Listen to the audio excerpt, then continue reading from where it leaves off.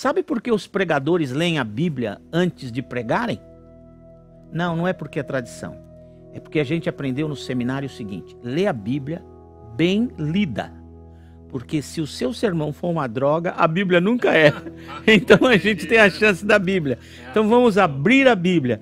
1 Crônicas 17, que diz assim: O rei Davi morava em seu palácio quando certo dia disse ao profeta Natã: Aqui estou eu morando num palácio de cedro, enquanto a arca do Senhor permanece numa simples tenda. Natã respondeu a Davi: Faze o que tiveres em mente, pois Deus está contigo, disse o profeta. No versículo 3 diz assim: Naquela mesma noite, Deus falou a Natã: Vá ao meu servo Davi, e assim diz o Senhor: Não é você que vai construir uma casa para eu morar. Não tenho morado em nenhuma casa desde o dia em que tirei Israel do Egito, mas fui de uma tenda para outra e de um tabernáculo para outro. Grifa a palavra tabernáculo.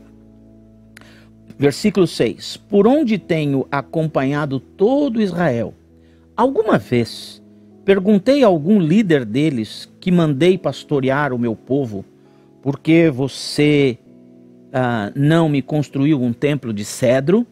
Agora, pois, diga ao meu servo Davi. Aqui vem as maravilhas de Deus, pérolas de Deus para o Davi. Dá uma olhadinha.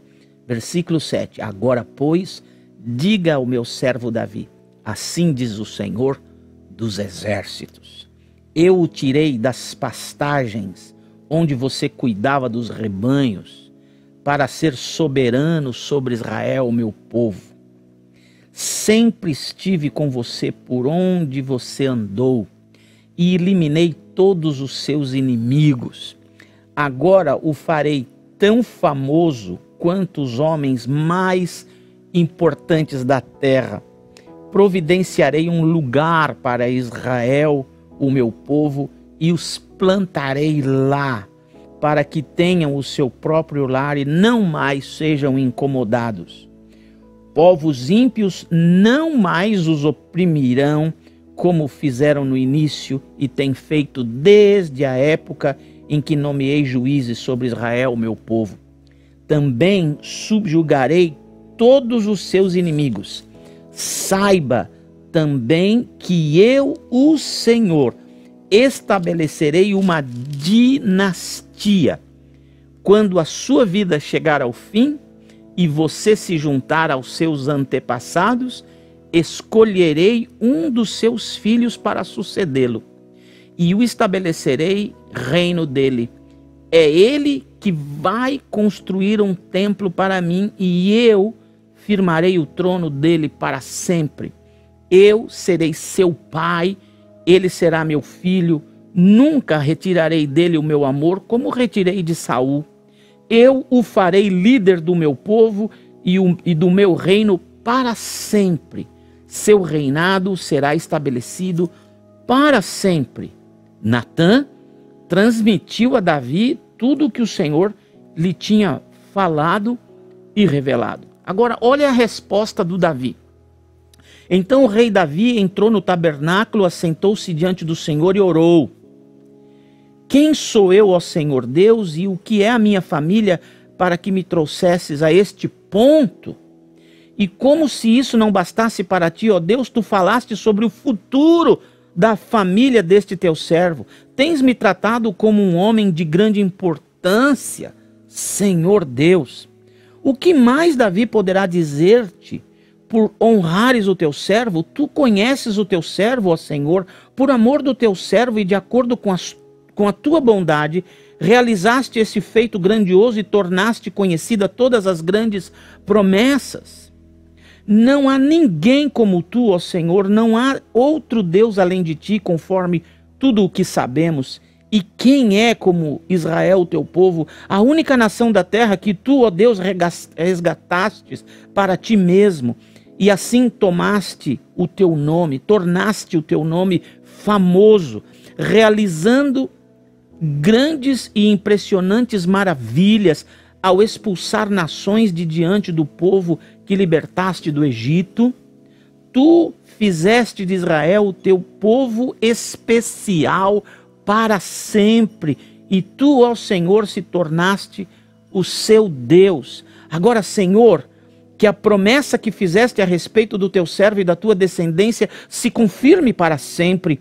Faze conforme prometeste, para que tudo se confirme, para que o teu nome seja engrandecido para sempre, e os homens digam: o Senhor dos exércitos, o Deus de Israel, é Deus de Israel, e a descendência de teu servo Davi se manterá firme diante de ti.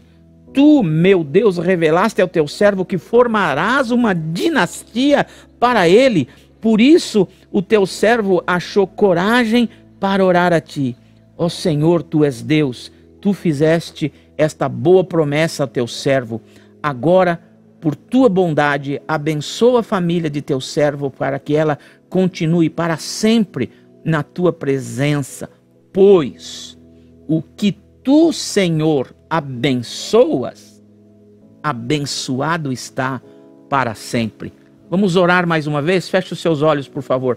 Senhor Jesus, eu quero te louvar e te bendizer mais uma vez e pedir que o Senhor nos ajude agora na compreensão da sua palavra, e que ela, a sua palavra, traga um fruto gostoso dentro do nosso coração, que acenda, que reacenda, renove e revigore a nossa fé nestes dias tão difíceis pelos quais estamos passando.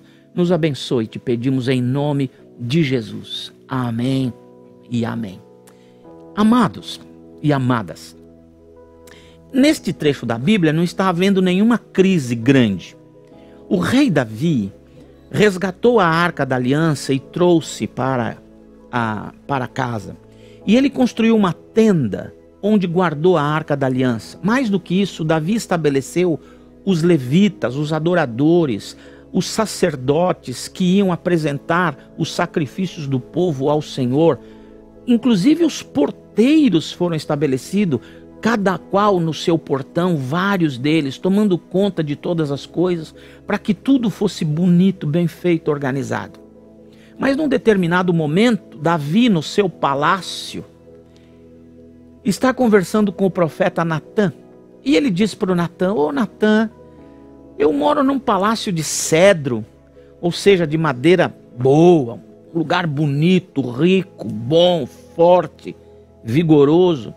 E a arca do Senhor está numa tenda de panos. O Natã entendeu o que o Davi queria dizer. O Davi estava querendo dizer: eu vou construir um templo maravilhoso e guardar a arca da aliança nesse templo. E ali será a casa, a moradia de Deus. O Natã, que sabe Davi é um homem abençoado por Deus, não tem dúvida, diz: Davi, vá em frente com o teu projeto, porque você é um homem abençoado por Deus. Todavia, naquela noite, Deus visitou o Natã e mandou um recado para o Davi. E o recado para o Davi foi interessantíssimo. O Senhor visita Natã e diz: Natã, olha, desde que eu construí esse povo lá com Abraão, e depois os resgatei da escravidão do Egito, e eles vieram para esta terra, estabeleci juízes, sempre eu morei num tabernáculo. Eu nunca pedi que construísse uma casa para mim. E o que significa tabernáculo? Tabernáculo significa acampamento. Mas aquele acampamento assim, de todo mundo debaixo da mesma tenda. Sabe? Hoje é proibido, não pode, tem que ter distanciamento, não é? Mas naquele tempo o Senhor morava na casa dos judeus. Ele não morava em prédios, em templo, Deus morava na casa dos seus filhos. Ele tabernaculava, ou seja, ele acampava com seus filhos. Mais tarde, no Novo Testamento, nós não vamos mais encontrar a necessidade de templos, porque o Novo Testamento vai dizer: você é morada do Espírito Santo, você é templo do Espírito de Deus, individualmente e coletivamente como igreja, não como prédio, mas como pessoas. Muito bem. E aí então o Senhor diz a Natã, vai e diz o seguinte a Davi. Primeiro, Davi, eu tirei você de ser pastor de ovelhas e cabras e transformei você um mero pastor, o último filho do seu pai, o caçulinha da sua família, que só vivia tocando flauta e harpa. Transformei você num pastorzinho de cabras, no rei de Israel. E eu quero dizer uma coisa para você, onde quer que você foi, eu fui com você. Eu te protegi e livrei você de todos os seus inimigos. Mas eu quero te dizer uma coisa, eu vou estabelecer um lugar para Israel morar fixo e ninguém vai mais amolar essa gente. E tem mais, eu vou criar uma dinastia, ou seja, sempre haverá descendente teu no trono de Israel.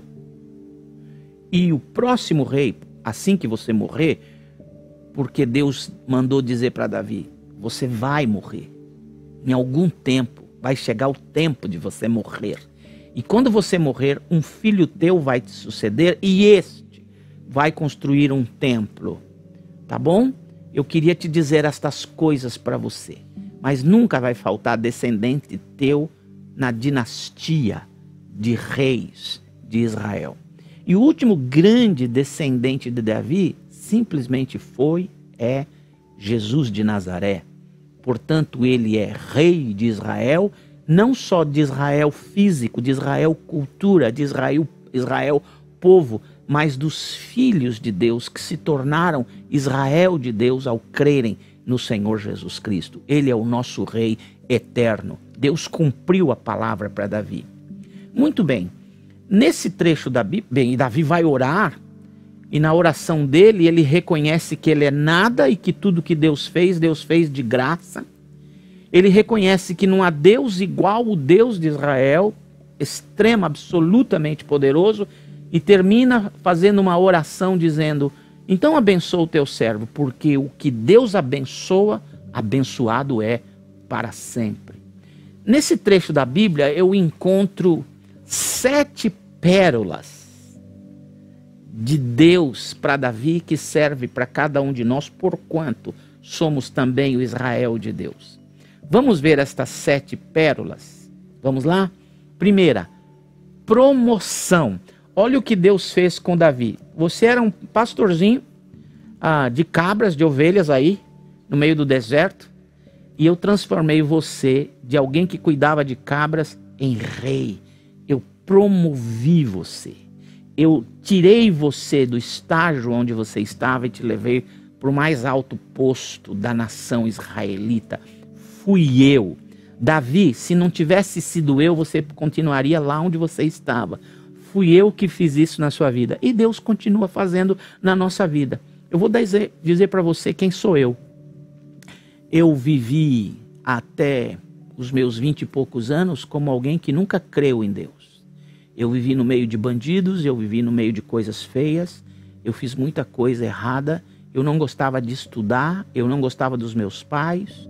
Uma vez até tentei matar o meu pai com uma facada. Esse era eu.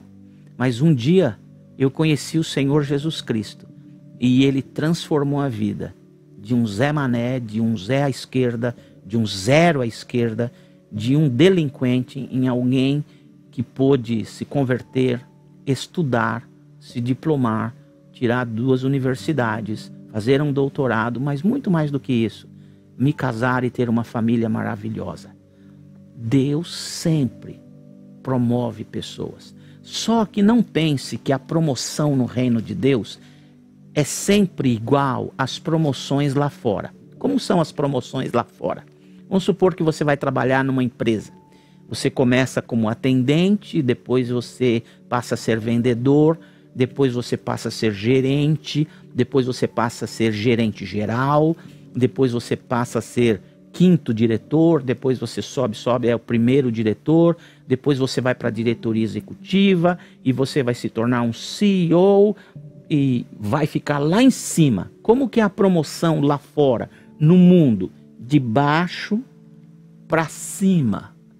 Mas a promoção no reino liberta você de pecados, de vícios, de coisas ruins, e em vez de fazer você ir para cima, faz você ir para baixo. No reino de Deus, a promoção é o inverso do mundão aí fora.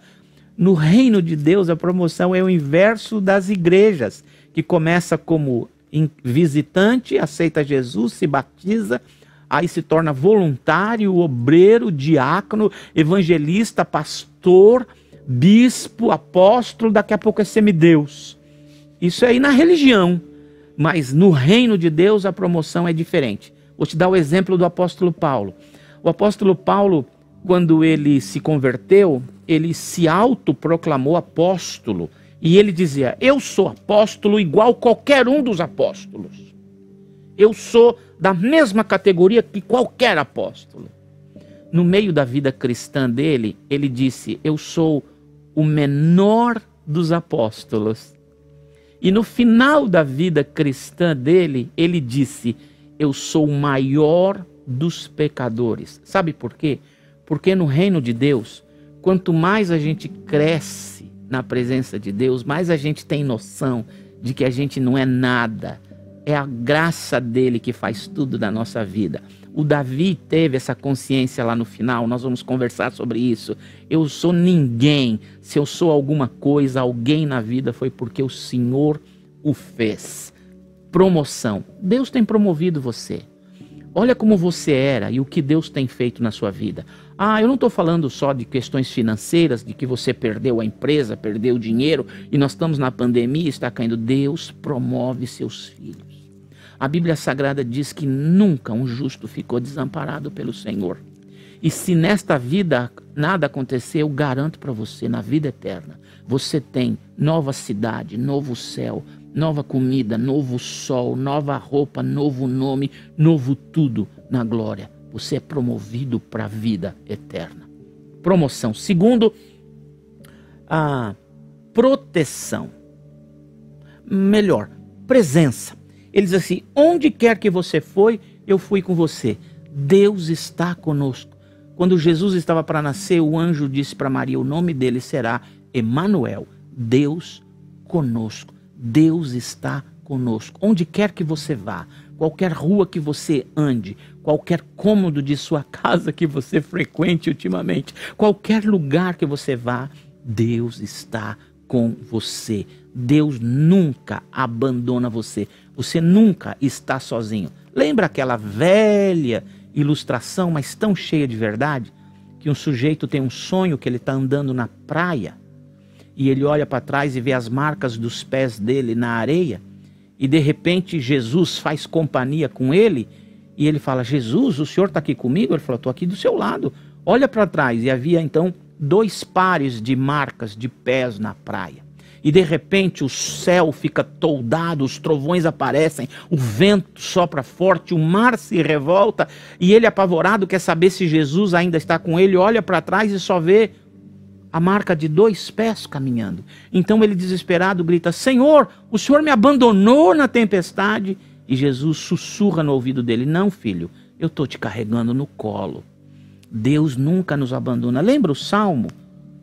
Ainda que pode ser que aconteça, ainda que eu ande pelo caminho, pelo vale da sombra da morte, não temerei, porque tu estás comigo. Olha, tem uma história muito bonita de uma criança que queria ir na montanha-russa. E o pai se encheu de coragem e levou a criança na montanha-russa. Na hora que estava subindo, o pai estava apavorado. E quando o negócio foi descer, ele agarrou o filho dele com toda a força, com medo que o menino ia escapar da cadeirinha e a montanha-russa deu as suas voltas e piruetas. E quando parou tudo, o pai estava suado e o menino olha para o pai e diz, papai, vamos de novo? E o pai pergunta para o filho, filho, você não ficou com medo? Não. Como não? Por que você não ficou com medo? Porque você estava comigo. Essa é a ideia. O Senhor está com você. A quem temerei? Se o Senhor é por mim, quem será contra mim? O Senhor está com você. Presença. Primeiro, promoção. Segundo, presença. Terceiro, proteção. Olha o que Deus diz para Davi. Davi, eu te livrei de todos os seus inimigos. Olha que delícia o que Deus está dizendo para nós. Você tem inimigos? Tem gente que não gosta de você? Tem gente que está falando por trás? Tem gente que está na paralela falando mal de você? Tem gente que está tentando puxar o seu tapete? Tem gente que está tentando alfinetar você pelas costas? Não se preocupe, Deus vai esmagar essa gente. Deus esmaga os inimigos, Ele destrói os inimigos de seus filhos.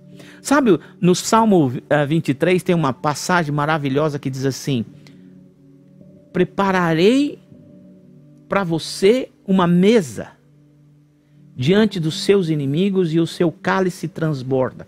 O que significa isso? No tempo do Antigo Testamento, quando uma nação lutava com a outra, a vencedora pegava os perdedores e levava para a escravidão. E os generais do país perdedor, os capitães, os valentes, os guerreiros do país perdedor também eram levados escravos, os vivos, evidentemente. E eles eram colocados em gaiolas, e essas gaiolas eram levantadas até o teto do salão principal do palácio. E dali uma semana, e eles ficavam sem comer e sem beber por uma semana. E dali uma semana haveria uma grande festa de comemoração da vitória.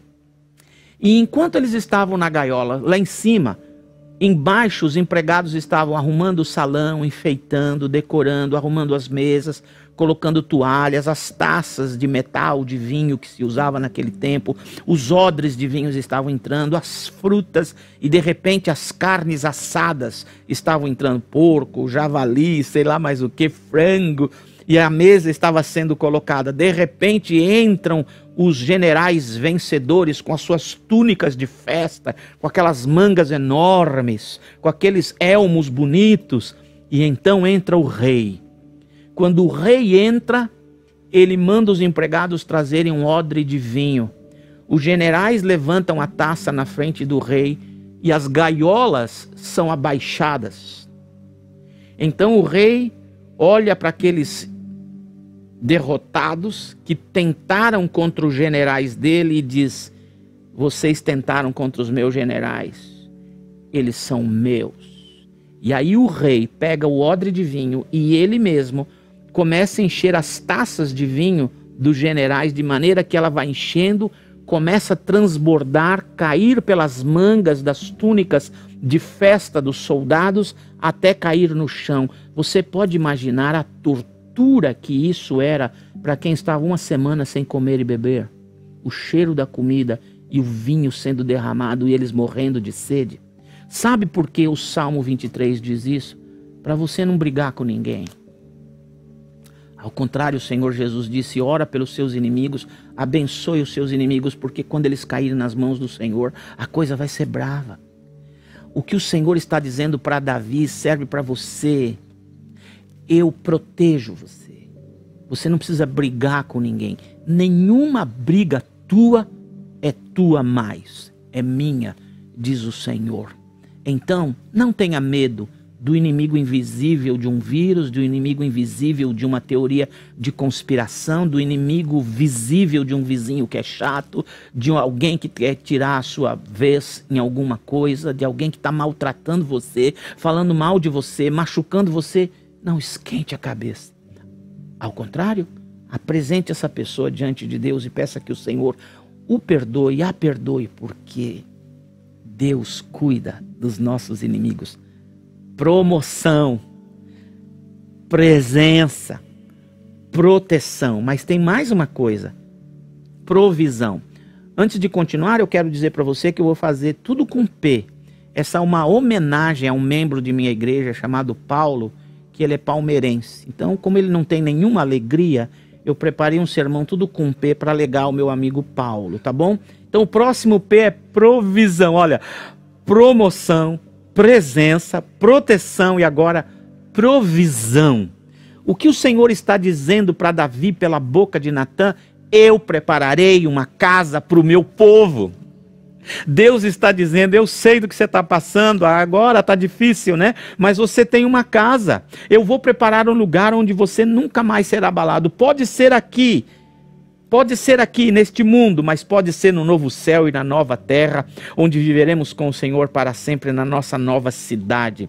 O Senhor Jesus Cristo disse, eis que vou ao Pai preparar lugar. Esse lugar era a igreja, mas também pode significar um lugar na eternidade com o Senhor.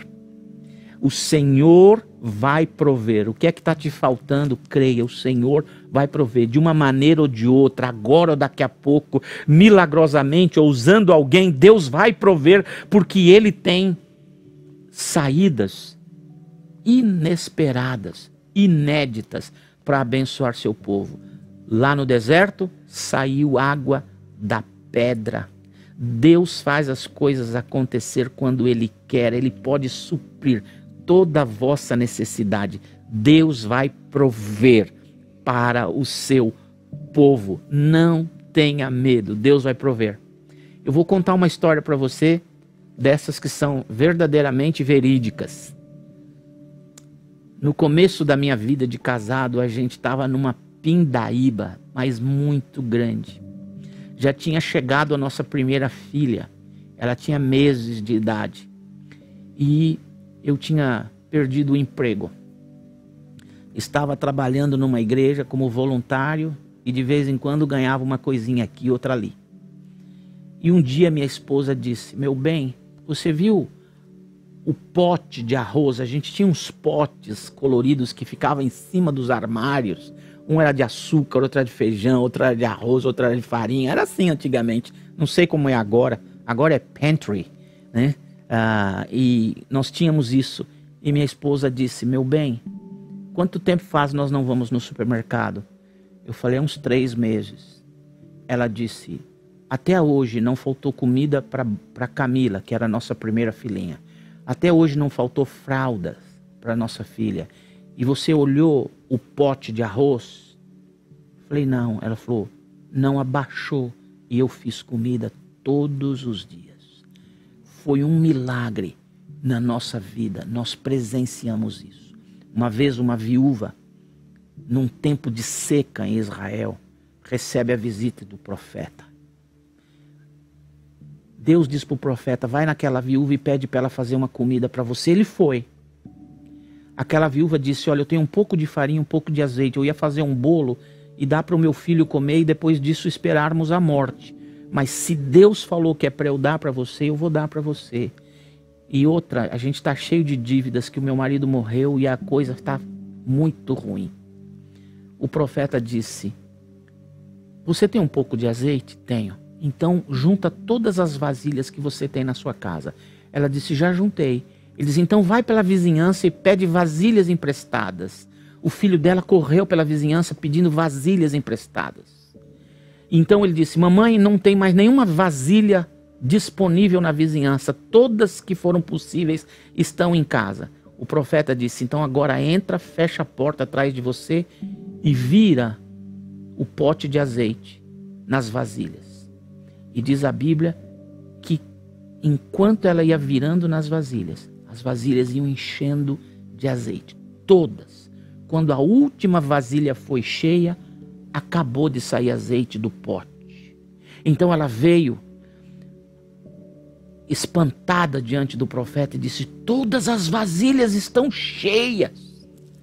O profeta disse, então agora faz o seguinte, retém um pouco para você, vende o que você pode, paga as tuas dívidas e vive em paz. Deus sabe prover o que nós precisamos. De um jeito ou de outro, Deus fará milagres na nossa vida. Provisão. Mais um P, mais uma pérola daqui dessa passagem é a posteridade. Posteridade. Deus está dizendo para Davi, Davi, eu vou cuidar da sua descendência. Eu vou cuidar da sua descendência. Sabe o que é isso? Nesses tempos de pandemia, que a gente perde o emprego, que as coisas ficam difíceis, a gente olha para os filhos e desespera. Meu Deus, que futuro eles terão? Eu não tenho nada para deixar para eles. Olha, eu queria dizer uma coisa para você. há uma diferença grande entre herança e legado. Herança são coisas que nós deixamos. E legado são valores impregnados no coração de nossos filhos. E mais importa que deixemos legados valiosos nos corações de nossos filhos do que valores nas mãos deles. De 1930 a 1965, os 30 homens mais ricos dos Estados Unidos trabalharam, a maioria deles, por 30 anos, sem dia de folga, sem férias, para amealhar toda a riqueza que eles tinham. E sabe o que aconteceu? Em 5 anos, 97% dos herdeiros destruíram toda a herança deles em 5 anos. Porque eles tinham dinheiro, mas não tinham valores morais, de caráter dentro do coração dele. O que você precisa deixar, e isso é sua competência, legado, valores no coração e na mente dos seus filhos, porque Deus cuidará deles. Deixa eu fazer uma referência para o papai. O papai foi um homem maravilhoso. No começo nós brigamos muito e, como eu disse para você, uma vez eu tentei esfaquear o papai. Ele havia nos abandonado por causa de uma outra mulher, nós ficamos muito bravos, eu era um garoto, eu vi minha mãe sofrendo e quando ele apareceu por lá eu tentei machucar o papai. Tentei matar o papai. Anos mais tarde eu conheci o Senhor Jesus Cristo e ele me libertou de quem eu era, porque o legado que tinha ficado era um legado de revolta, de amargura, de raiva, de desprezo a toda e qualquer pessoa. Eu não ligava para ninguém, eu era uma pessoa muito má. Infelizmente este tinha sido o legado. Mas eu conheci Jesus e Jesus começou a transformar a minha vida. E um dia eu fui encontrar o papai e pedi perdão ao papai. Ele chorou muito e nós nos tornamos grandes amigos. E eu pude deixar um legado para papai. Mas ele também deixou, depois de nos tornarmos amigos, grandes legados no meu coração. Ele mostrou seus arrependimentos para mim e mostrou alguns valores muito importantes para a minha vida. E sabe, Deus cuidou de mim. Deus cuidou de minha esposa, cuidou de meus filhos. Deus cuidará dos meus netos, dos meus bisnetos, dos meus tataranetos, dos meus tataranetos, porque Deus tem uma promessa de cuidar dos filhos, dos filhos, dos filhos, dos filhos de quem é povo dele. Deus cuidará da sua descendência. Amém? Mais um P. Esse P é maravilhoso, chama-se plano. Deus está dizendo, olha, um dos seus filhos, Davi, vai construir um templo para mim. O que isso significa? Que para cada filho de Deus há um propósito neste mundo. Deus tem um plano, um propósito para com você e para com seus filhos, com seus descendentes. Deus tem tudo agendado. Não se apavore com essa pandemia, não se apavore com o desemprego, não se apavore se a coisa piorar muito, não se apavore se as nações ficarem bravas umas com as outras, não se apavore com nada. Deus tem um plano agendado para você e a sua descendência.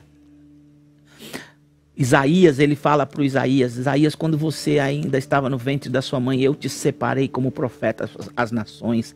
A Bíblia Sagrada diz no Salmo 139, quando você era uma substância ainda informe, eu o conheci no ventre de tua mãe e te teci, entreteci de maneira maravilhosa e todos os seus dias foram escritos no meu livro.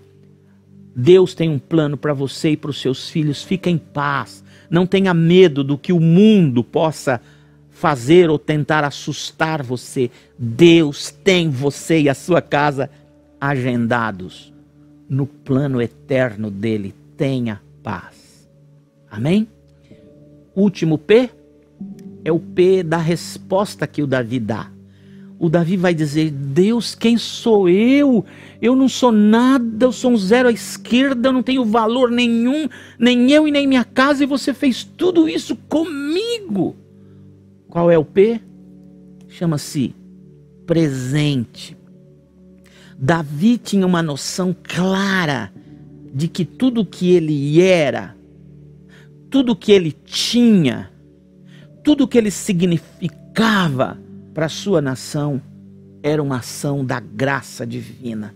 Ou seja, eu e você precisamos reconhecer que o que temos na cabeça, o que temos em volta de nós, o que sabemos, o posto que exercemos, a função que exercemos, quem somos, tudo foi, tudo é graça divina. Porque se ele não quisesse, nada disso teria acontecido conosco. E então, o que precisamos fazer diante de tudo isso? Antes, deixe-me recordar todos os P's para você. Primeiro P é o P da promoção. O segundo P, o P da presença protetora, cuidadora. O terceiro P é o P da proteção dele. Promoção, presença, proteção, provisão, posteridade e plano. Ele tem tudo agendado. E o último P, presente. Reconhecer que tudo que recebemos de Deus, não foi de pessoas, sempre foi Deus. O que a gente faz diante de tudo isso agora? Como nós vamos enfrentar essa semana do mesmo jeito que o Davi nos ensina nessa passagem? O que ele fez? Adorou e manifestou fé no Senhor. Ele adora dizendo: não há ninguém como meu Deus. O que Deus deseja de você nessa semana, com esses P's todos para você, é que você, em vez de ficar apavorado, em vez de ficar nervoso, em vez de ficar ansioso, em vez de ficar sei lá o que, de coisa ruim, que você use essa semana para adorar, exaltar, glorificar, engrandecer o nome do seu Deus. Porque no ambiente dessa adoração, todos esses P's estarão nessa semana, na próxima e na outra, e em todos os anos de sua vida, acontecendo para você. Promoção, presença, proteção, provisão, posteridade, plano e presente de Deus para a sua vida. Então, já que nós temos esse Deus maravilhoso, o que nos resta fazer ao longo desta semana não é desesperar, não é tentar descobrir exatamente quem causou a pandemia, não é discutir se está certo ou não está certo, isso, aquilo, nem brigar com ninguém. Essa semana, Deus espera que você, na segunda, na terça, na quarta, na quinta, na sexta, no sábado, no domingo, de manhã, de tarde, de noite, e o tempo todo, adore a esse Deus. E nunca perca a convicção de Davi. Qual é a convicção de Davi? Porque se Deus abençoa, abençoado está para sempre. Portanto, não tenha medo de espíritos, de coisas feias, coisas mandadas, mal olhado, olho gordo, vidro quebrado, garfo que caiu, gato preto, nada. Nada. Porque o Senhor disse: eu te abençoo, abençoado está para todo sempre. Amém? Amém e amém.